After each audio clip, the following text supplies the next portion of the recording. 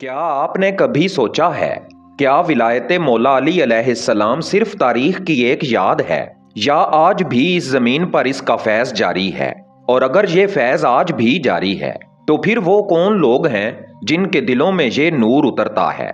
और अगर इंसान इस राज को समझ ले तो क्या उसकी जिंदगी सिर्फ इबादत तक महदूद रहती है या फिर उसके सामने एक ऐसा मार्फत का दरवाजा खुल जाता है जो इंसान को अपने रब के करीब ले जाता है? ये सवालात सदियों से अहले दिल को अपनी तरफ खींचते आए हैं। कुछ लोग इन सवालों को सिर्फ कहानियां समझकर गुजर जाते हैं, मगर कुछ ऐसे भी होते हैं जो इन सवालों के पीछे छुपे रूहानी राज की तलाश में निकल पड़ते हैं। दास्तान उर्दू पर एक बार फिर आपको खुश आमदीद। आज की इस वीडियो में हम एक ऐसे मौजू पर गुफ्तगू करने जा रहे हैं जो सिर्फ तारीख का बाब नहीं बल्कि रूहानियत, फकर और विलायत के एक गहरे राज से जुड़ा हुआ है। आज हम जानेंगे विलायत मौला अली अलैहिस्सलाम का असल मफहूम क्या है। वो लोग कौन थे जो मौला अली अलैहिस्सलाम के रूहानी राजदार और वारिस बने, और क्या वाकई हर जमाने में ऐसे लोग मौजूद होते हैं जो इस बातनी फैज के अमीन होते हैं। ये एक ऐसी दास्तान है जो सिर्फ अल्फाज की नहीं बल्कि दिलों के सफर की दास्तान है। तो आइए खामोशी से दिल को संभालिए और जहन के दरवाजे खोल दीजिए, क्योंकि अब हम कदम रखने जा रहे हैं एक ऐसे सफर में जहां तारीख, रूहानियत और मार्फत एक दूसरे से मिलती हैं। आइए चलते हैं आज के मौजू की तरफ और इस पुरस्रार सफर का आगाज करते हैं।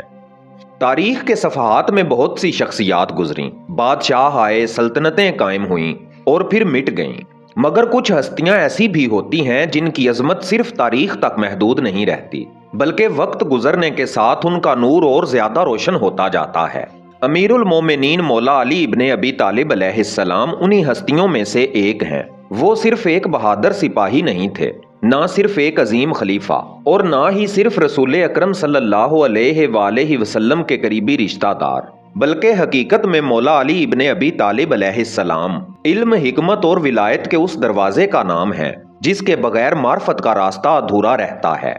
इसी हकीकत को रसूल अकरम सल्लल्लाहु अलैहि वसल्लम ने एक मुख्तसर मगर गहरे जुमले में बयान फरमाया, मैं इल्म का शहर हूँ और अली इसका दरवाजा है। ये जुमला सिर्फ फजीलत बयान करने के लिए नहीं था बल्कि ये एक रूहानी हकीकत की तरफ इशारा था, क्योंकि इल्म दो तरह का होता है। एक वो इल्म जो किताबों में लिखा जाता है, जो इंसान पढ़ता है, सीखता है और दूसरों तक पहुंचा देता है। मगर एक इल्म ऐसा भी होता है जो किताबों में नहीं मिलता। ये वो इल्म है जो दिल से दिल तक मुंतकिल होता है। ये वो इल्म है जिसे औलिया इल्मे लदुन्नी कहते हैं, और इसी इल्म के दरवाजे पर मौला अली अलैहिस्सलाम को खड़ा किया गया। इसीलिए तारीख गवाह है कि जब भी किसी ने मार्फत के समुंदर में गोता लगाया, उसके रास्ते कहीं ना कहीं विलायत मौला अली अलैहिस्सलाम के दरिया से जा मिले। यही वो नूर है जो रसूल अकरम सल्लल्लाहु अलैहि वसल्लम के सीने से निकला और मौला अली अलैहिस्सलाम के कल्ब में उतरा। फिर यही नूर नस्लों, जमानों और दिलों के सफर पर निकल पड़ा। कभी ये नूर किसी दरवेश के दिल में चमका, कभी किसी फकीर की खामोशी में बोल उठा और कभी किसी गुमनाम वली की दुआ में जाहिर हो गया। मगर इस नूर की एक खास बात है, ये शोरो शोहरत में नहीं मिलता, ये ताकत और मनसब के जरिए हासिल नहीं होता। ये नूर सिर्फ वहां उतरता है जहां दिल आजिज़ी से झुक जाए और इंसान अपने नफ्स के गरूर को तोड़ दे, और यही वो मुकाम है जहां से विलायत का सफर शुरू होता है। मगर सवाल ये है, मौला अली अलैहिस्सलाम के इस रूहानी फैज के सबसे पहले वारिस कौन थे, जिन्होंने इस दरिया से सबसे पहले सैराबी हासिल की? इसी सवाल का जवाब हमें ले जाता है तारीख की उन रोशन हस्तियों की तरफ जो मौला अली अलैहिस्सलाम के करीब तरीन राजदारों में शामिल थीं। आइए आगे बढ़ते हैं, उन अजीम शख्सियात की तरफ चलते हैं जो विलायत मौला अली अलैहिस्सलाम के अव्वलीन चिराग बने। जब विलायत का दरवाजा खुलता है तो हर इंसान उसके अंदर दाखिल नहीं हो पाता। ये दरवाजा इल्म से नहीं खुलता, ना ही मनसब और शोहरत से। ये दरवाजा सिर्फ उन दिलों के लिए खुलता है जो सच्चाई की तलाश में अपने आप को मिटा देने का हौसला रखते हों। मौला अली अलैहिस्सलाम की जिंदगी में भी कुछ ऐसे लोग थे जिन्हें सिर्फ कुर्बत ही हासिल नहीं थी बल्कि वो इस रूहानी फैज के अमीन भी बने। ये वो हस्तियां थीं जिन्होंने मौला अली अलैहिस्सलाम के जाहिर को भी देखा और उनके बातिन के असरार को भी महसूस किया। उनमें सबसे पहला नाम आता है हजरत सलमान फारसी का। जनाबे सलमान फारसी की दास्तान खुद एक अजीब सफर है। وہ ایران کی سرزمین سے نکلے، سچائی کی تلاش میں مختلف مذاہب کے دروازے کھٹکھٹائے، راہبوں اور علماء کے ساتھ وقت گزارا اور آخر کار مدینہ کی سرزمین پر پہنچے، جہاں ان کی ملاقات رسول اکرم صلی اللہ علیہ وآلہ وسلم سے ہوئی۔ مگر ان کی اصل عظمت اس وقت ظاہر ہوئی جب رسول اکرم صلی اللہ علیہ وآلہ وسلم نے فرمایا، سلمان ہم اہل بیت میں سے ہے۔ یہ جملہ صرف محبت کا اظہار نہیں تھا بلکہ ایک روحانی مقام کی نشاندہی تھا۔ جناب سلمان فارسی نے مولا علی علیہ السلام کی صحبت میں وہ حکمت اور معرفت حاصل کی جو صرف نصیب والوں کو عطا ہوتی ہے۔ جناب سلمان فارسی نے مولا علی علیہ السلام کی صحبت میں وہ حکمت اور معرفت حاصل کی جو صرف نصیب والوں کو عطا ہوتی ہے۔ اسی طرح ایک اور نام تاریخ میں نمایاں نظر آتا ہے، جناب قمبر۔ بظاہر وہ مولا علی علیہ السلام کے خادم تھے، مگر حقیقت میں وہ فقر اور وفاداری کی ایک زندہ مثال تھے۔ جناب قمبر کی زندگی ہمیں یہ سکھاتی ہے کہ ولایت کے راستے میں اصل مقام عہدے یا حیثیت سے نہیں ملتا بلکہ اخلاص اور محبت سے ملتا ہے۔ پھر آتا ہے ایک اور عظیم نام، حضرت کمیل بن زیاد۔ یہ وہ شاگرد تھے جن کے دل کو مولا علی علیہ السلام نے خاص تعلیم سے نوازا۔ روایات میں آتا ہے کہ ایک رات مولا علی علیہ السلام نے انہیں تنہائی میں بلایا اور انہیں ایسے روحانی اسرار سے آگاہ کیا جو عام لوگوں کی سمجھ سے باہر تھے۔ اسی نسبت سے دنیا آج بھی دعائے کمیل کو جانتی ہے۔ یہ صرف ایک دعا نہیں بلکہ ایک ایسا روحانی خزانہ ہے جس میں بندے اور رب کے درمیان عاجزی اور محبت کی کیفیت جھلکتی ہے۔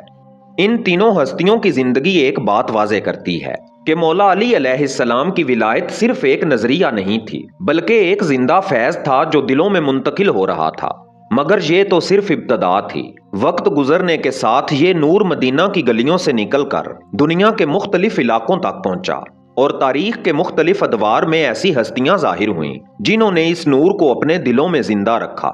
تو سوال یہ ہے، کیا ولایت کا یہ سلسلہ صرف ابتدائی زمانے تک محدود رہا یا پھر یہ نور آج بھی کسی نہ کسی دل میں زندہ ہے؟ آئیے مزید آگے بڑھیں اور اس راز کو سمجھنے کی کوشش کریں۔ روحانیت کی دنیا میں ایک اصول ہمیشہ سے بیان کیا جاتا ہے، نور کبھی رکتا نہیں۔ جب وہ ایک دل میں اترتا ہے تو وہاں ٹھہرنے کے لیے نہیں آتا بلکہ وہ آگے بڑھتا ہے، ایک دل سے دوسرے دل تک سفر کرتا ہے۔ مولا علی علیہ السلام کی ولایت بھی اسی طرح ایک بہتے ہوئے دریا کی مانند ہے۔ یہ دریا مدینے سے نکلا مگر پھر اس کی لہریں مختلف زمانوں اور سرزمینوں تک پہنچتی گئیں۔ صدیوں بعد جب انسانیت ایک بار پھر روحانی پیاس محسوس کرنے لگی تو اسی دریا کے کنارے کچھ ایسے چراغ روشن ہوئے جنہوں نے لوگوں کو باطن کی طرف بلانا شروع کیا۔ انہی چراغوں میں ایک نام ہے بابا جی سخی سید مردان علی شاہ قلندر مست رحمت اللہ علیہ۔ ان کی زندگی فقر، سادگی اور اللہ کی محبت کا ایسا نمونہ تھی کہ لوگ صرف ان کے الفاظ سے نہیں بلکہ ان کی خاموشی سے بھی سیکھتے تھے۔ کہا جاتا ہے کہ جب انسان کے دل میں دنیا کی محبت کم ہو جاتی ہے تو رب کی محبت خود جگہ بنا لیتی ہے، اور یہی کیفیت بابا جی سخی سید مردان علی شاہ رحمت اللہ علیہ کی زندگی میں نظر آتی ہے۔ پھر تاریخ میں ایک اور عجیب اور پراسرار شخصیت ظاہر ہوتی ہے، حضرت شمس تبریز رحمت اللہ علیہ۔ وہ درویش جنہوں نے مولانا رومی رحمت اللہ علیہ جیسے عالم کو محض چند ملاقاتوں میں ایک عاشق الہی بنا دیا۔ شمس تبریز رحمت اللہ علیہ کی موجودگی گویا ایک ایسی آگ تھی جو دلوں میں چھپے ہوئے عشق کو بھڑکا دیتی تھی۔ اسی طرح برِ صغیر کی سرزمین پر ایک نام صدیوں سے لوگوں کے دلوں میں زندہ ہے، لال شہباز قلندر رحمت اللہ علیہ۔ وہ فقیر جن کے بارے میں کہا جاتا ہے کہ انہوں نے دنیا کی قید کو کبھی قبول ہی نہیں کیا۔ ان کے دربار پر آنے والے لوگ صرف دعا مانگنے نہیں آتے بلکہ ایک عجیب روحانی کشش انہیں وہاں کھینچ لاتی ہے۔ یہ تمام ہستیاں ایک بات کی طرف اشارہ کرتی ہیں کہ مولا علی علیہ السلام کا فیض صرف ایک زمانے تک محدود نہیں رہا، یہ نور تاریخ کے مختلف موڑوں پر مختلف چہروں کے ساتھ ظاہر ہوتا رہا۔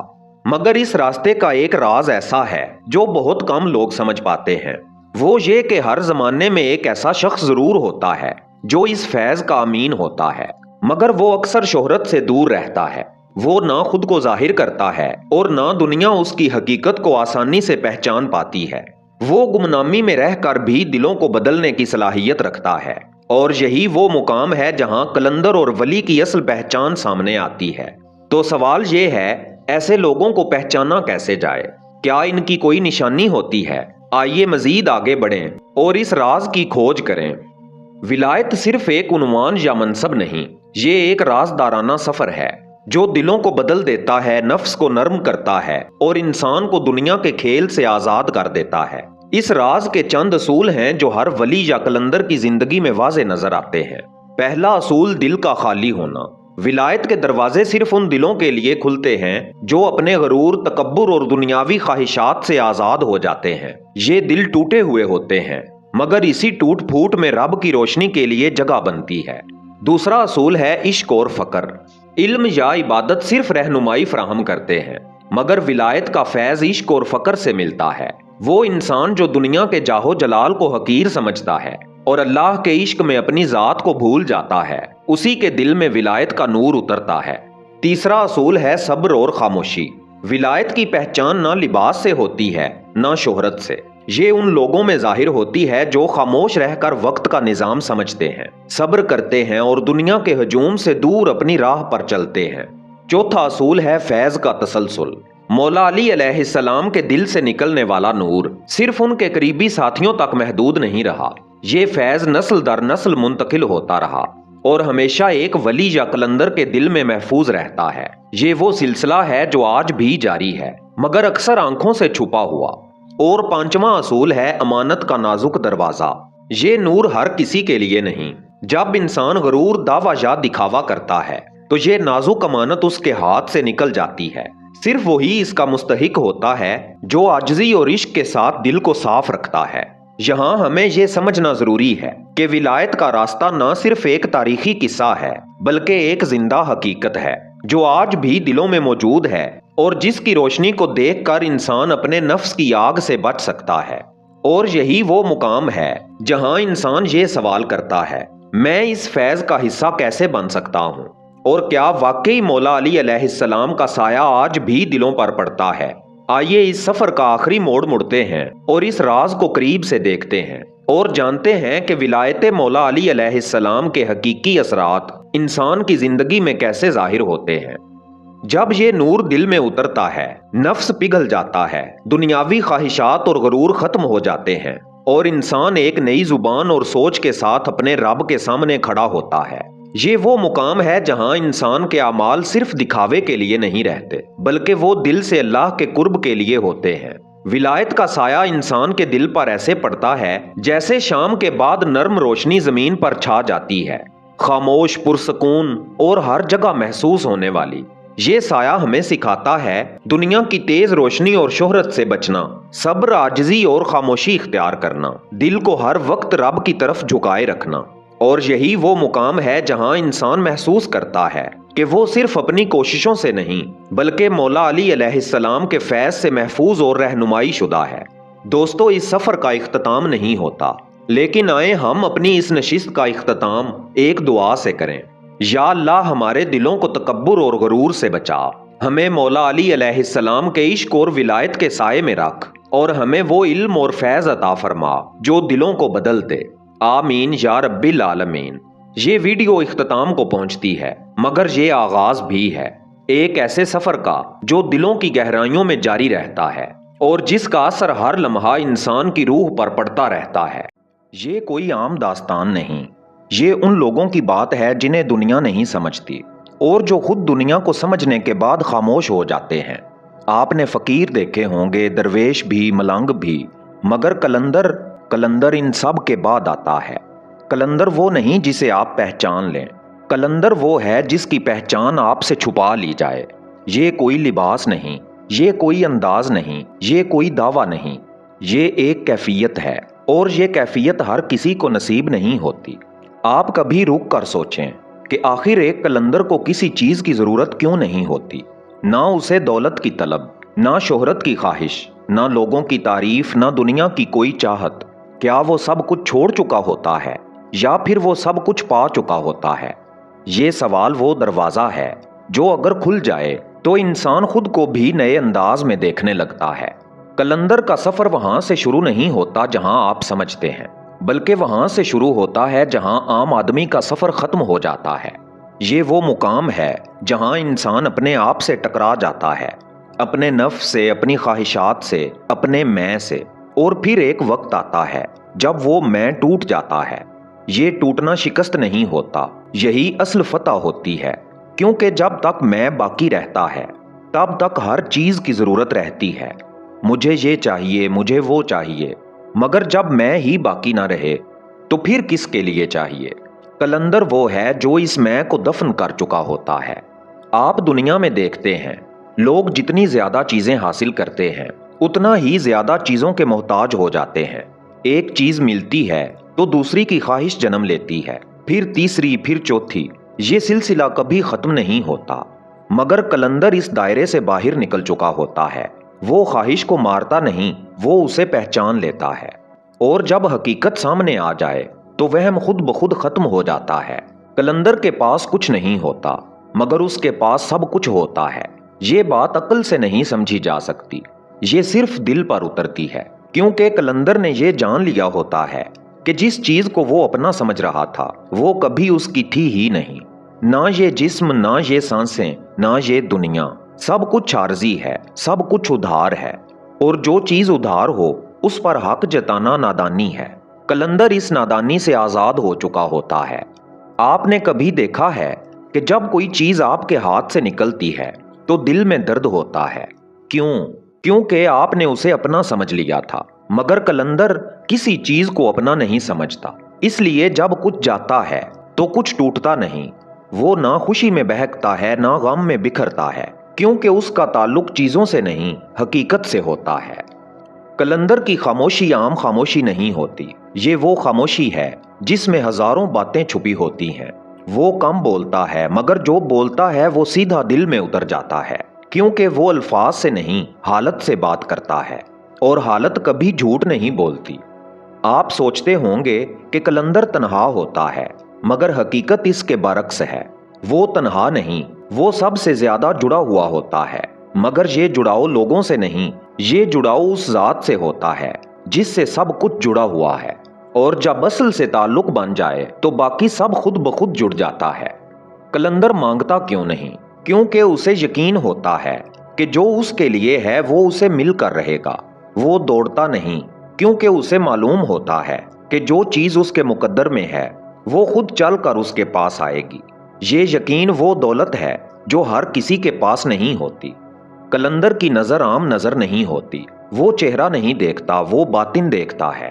وہ الفاظ نہیں سنتا، وہ کیفیت محسوس کرتا ہے، اور جب وہ دیکھتا ہے تو صرف دیکھتا نہیں بلکہ پردہ ہٹا دیتا ہے۔ آپ کے اندر جو کچھ چھپا ہوتا ہے وہ آپ کے سامنے لے آتا ہے، اسی لیے اس کی ایک نظر انسان کو بدل دیتی ہے۔ قلندر دنیا میں رہتا ہے مگر دنیا اس کے اندر نہیں رہتی۔ وہ بازار سے گزرتا ہے مگر بازار اس کے دل میں نہیں اترتا۔ وہ لوگوں کے درمیان ہوتا ہے مگر لوگوں کی رائے اسے نہیں چھوتی، کیونکہ اس نے خود کو ان سب چیزوں سے اوپر اٹھا لیا ہوتا ہے۔ آپ نے کبھی محسوس کیا ہے کہ جتنا زیادہ آپ کسی چیز کے پیچھے بھاگتے ہیں وہ اتنی ہی دور ہوتی جاتی ہے، اور جب آپ رک جاتے ہیں تو وہ خود آپ کے قریب آنے لگتی ہے۔ یہی راز ہے۔ قلندر رک چکا ہوتا ہے، وہ بھاگنا چھوڑ چکا ہوتا ہے، اور جب آپ بھاگنا چھوڑ دیتے ہیں تو چیزیں آپ کے پیچھے بھاگنے لگتی ہیں۔ قلندر کو کسی چیز کی ضرورت نہیں ہوتی، کیونکہ وہ ضرورت کے دائرے سے نکل چکا ہوتا ہے۔